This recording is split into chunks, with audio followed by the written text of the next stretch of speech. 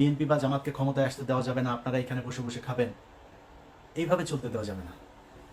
BDR হত্যাকাণ্ডের প্রতিটা পরতে পরতে ইন্ডিয়া জড়িত থাকা, আওয়ামী লীগের যে নীল নকশা সেটা জড়িয়ে আছে।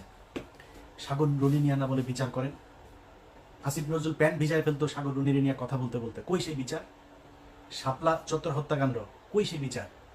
যারা গুমের শিকার তারা কই?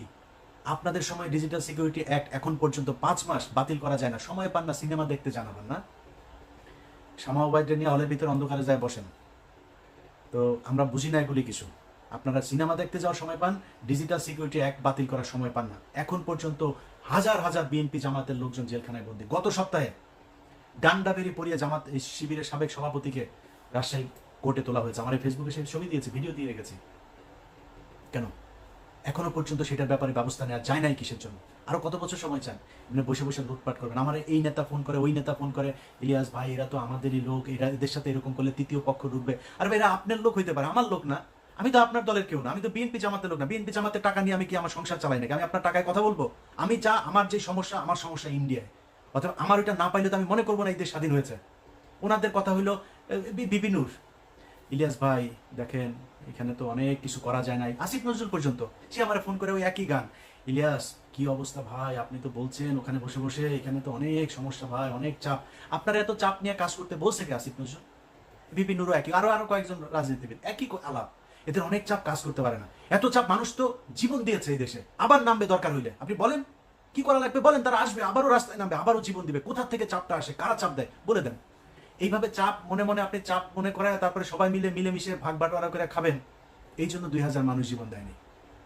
অতএব যারা মনে করেন যে আসিফ নজরুল্লাহ তাদের তৃতীয় পক্ষ, সারা অন্য কিছু, আসিফ নজরুল রায় তৃতীয় পক্ষ।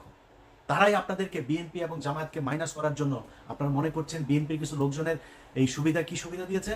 গরুর হাট, মাঠ আর ঘাট, এগুলো আপনারা এখন দখল করে খাচ্ছেন, তাই না? তো এটা খেয়েই খুশি। আর কিছু মামলা বাণিজ্য, তদবির বাণিজ্য টাণিজ্য হচ্ছে ওই জায়গায়, এইসবই 2 নাম্বারই কিছু কাজ, আর কিছু জায়গায় টাদাবাজিও হচ্ছে। এগুলো করে বিএনপি জামাত খুশি। কিন্তু এটা চিন্তা করেন নাই যে আপনাদেরকে দিয়ে এগুলো করিয়ে তারপরে তারা সারা দেশে বোঝানোর চেষ্টা করছে বিএনপি বিশাল চাঁদাবাজ একটা দল, জামাত ইসলাম বিশাল চাঁদাবাজ একটা দল, এরা হচ্ছে গিয়ে এই আওয়ামী লীগের লোকজনকে তারা দিচ্ছে। এই মিডিয়া, সেই মিডিয়া যারা কিনা আপনাদের কথা বলেন, আপনাদের নাম তারেক রহমানের বক্তব্য চালায় না এরা। তারেক রহমানের নাম বলার আগে তাকে খাম্বা টাম্বা এগুলো বলে কথা বলতো, মনে নাই? এই মিডিয়া সেই মিডিয়া একটাও চেঞ্জ করে নাই, সব ওই জায়গাতেই আছে, শুধু সময়ের অপেক্ষায় আছে। সব সেট আপ ঠিক হইলে, এই যে চিন্তা করছেন না, সব কিছু চেঞ্জ হয়ে যাবে। এই যে গোয়েন্দা সংস্থা, আপনার কি মনে হয়? মানব জমিন নিউজ করেছে, দেখেছেন গত পরশুদিন কি বলেছে তারা? যে ভারতের পররাষ্ট্র সচিব বাংলাদেশে এসে 1 ঘন্টা কোনো হিসাব ছিল না, এই 1 ঘন্টা তিনি কোথায় ছিলেন? সে 1 ঘন্টা মানব জমিন বলেছে সে সেনাপ্রধানের সাথে ছিল। কেন?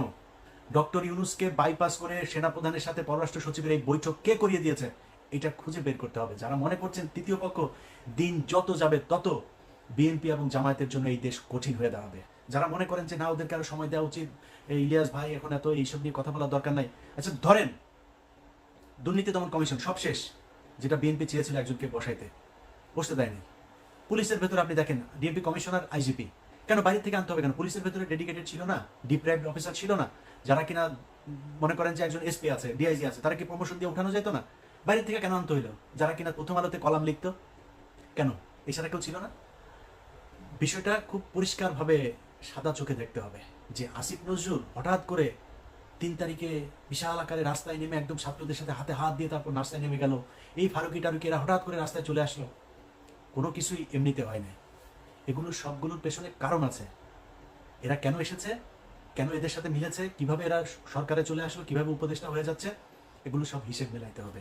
সো বিএনপির যেসব নেতারা আপনার ওই সময় মতো গিয়ে তারপরে আপনাদের সামনে বলবে যে হায় হায় কি করলো, ইলিয়াস আগে যা বলেছিল সেটাই তো ঠিক হইলো, তাদের কিন্তু সমস্যা হবে না। সমস্যা হবে কার জানেন? সমস্যা হবে খালেদা জিয়ার, সমস্যা হবে তারেক রহমানের, সমস্যা হবে আপনারা যারা ধান খেতে কিছুদিন আগে ঘুমাইতেন তাদের। একই রকম জামাতের নেতাদের উপরে আবারও চরম, এই যে ডাক্তার শফিকুর রহমান থেকে শুরু করে ডাক্তার শফিকুল ইসলাম মাসুদ, যারা যারা আছে, কি টর্চার, কি নির্যাতন নিজেকে সহ্য করতে এখন পর্যন্ত। এটিএম আজহার ভাই কেন জেলখানায়?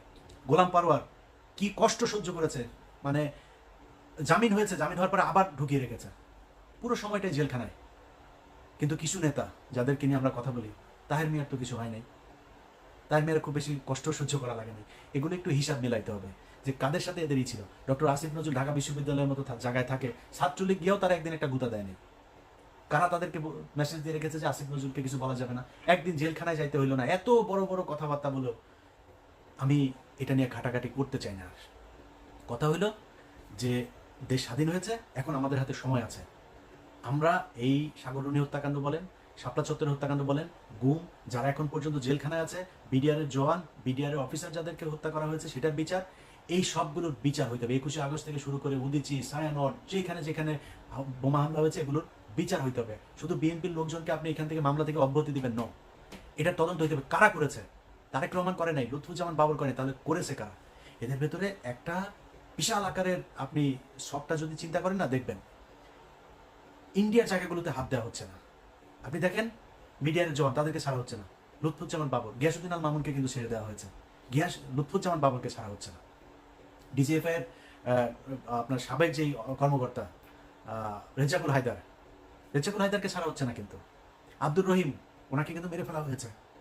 এইভাবে যারা যারা এখন পর্যন্ত এদের বিপক্ষে, যাদেরকে দিয়ে ইন্ডিয়ার এইসব জিনিস সব বের হয়ে যাবে, তাদেরকে দেখবেন আস্তে আস্তে মেরে ফেলা হচ্ছে। রাস্তাঘাটেও দেখবেন এখন অনেক দুর্ঘটনায় মানুষ মারা যাচ্ছে। এগুলো এইভাবে খুব সুপরিকল্পিতভাবে তারা তাদের জায়গাগুলো পরিষ্কার করছে, খালি দেখছে যে কারা আমাদের বিপক্ষে, তারপরে তারা ঠিকই আবার ছবল দেবে। যাই হোক দর্শক, আপনাদেরকে আমার শেষ যে বক্তব্য সেটা আমি আপনাদের জানাইতে চাই। নিজেকে আসলেই মাঝে মধ্যে খুব অসহায় মনে হয়, যে মনে হচ্ছে কিনা আমরাই কি করছি কিনা, আমরাই কি ভুল পথে হাঁটছি কিনা, এটা নিয়েও না চিন্তা করি। তো চিন্তা করে পাই না আসলে, মানে এত মানুষ, এত বিশাল একটা দেশ, ভাই এত বড় একটা ঘটনার পরে কারো কি ইচ্ছা করে না যে না দেশটা আসলে একটু ভালো কিছু হোক? সব মনে হচ্ছে তারা ক্ষমতায় এসে কিছু টাকা পয়সা লুটপাট করবে, সে আওয়ামী লীগের মতো একইভাবে চলবে দেশ। এই দেশের জন্য কি করলেন রে ভাই? জিনিসপত্রের দাম থেকে শুরু করে কোনো জায়গায় কার্যকর কোনো পদক্ষেপ নাই, তারা সিনেমা দেখতে যায়। এইভাবে দেশই করার জন্য এতগুলি মানুষ মারা গেল। তো আপনাদের কাছে অনুরোধ, ভাই এগুলি দেখলে খারাপ লাগে, যদি এইসব ছায়া দিয়ে যদি চুপ থাকতে পারতাম তাহলে অনেক ভালো থাকতাম। সবাই ভালো থাকেন, আল্লাহ হাফেজ।